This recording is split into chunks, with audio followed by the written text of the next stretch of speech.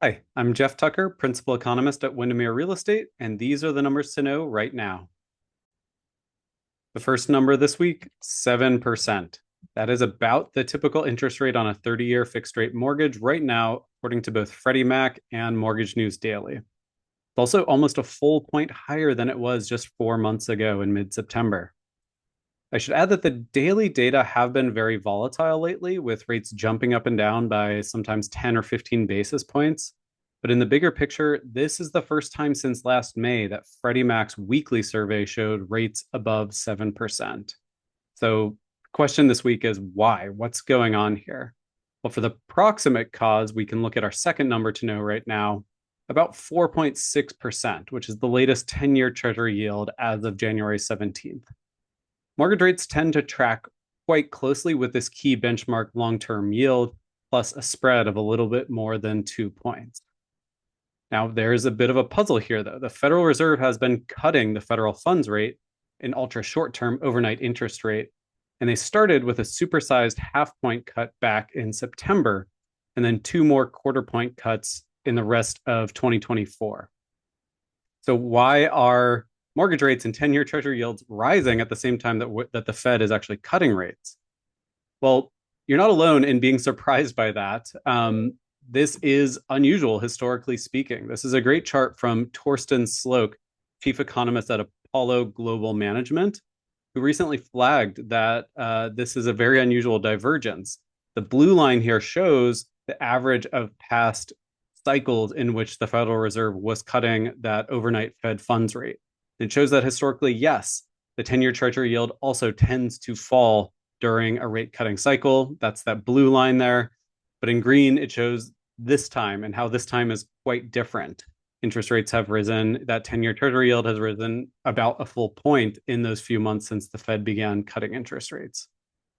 So why would that be happening? Well, I think the answer comes down to the fact that we've gotten a bunch of positive economic news in the final few months of 2024. A piece of that actually, I think, was the Fed cutting interest rates by half a point to start the rate cutting cycle.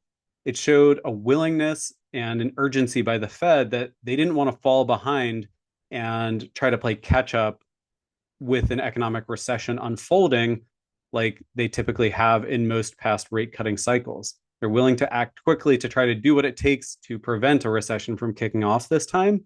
And I think demonstrating that willingness to act is helping to raise prospects for economic growth and inflation over the next couple of years. So that's feeding into the 10-year Treasury. Another major factor is our next number to know this week, 256,000. That's the number of jobs added in the December jobs report. That makes 3 out of 4 really strong months of data from the jobs report that we got since the Fed began cutting interest rates. Really all of them except for October, which was impacted by hurricanes. So that is showing that the economy is not actually falling into a recession as some had feared heading into September. And then finally, looking at the other side of the Fed's dual mandate, inflation, well, the cool down in inflation has also stalled out.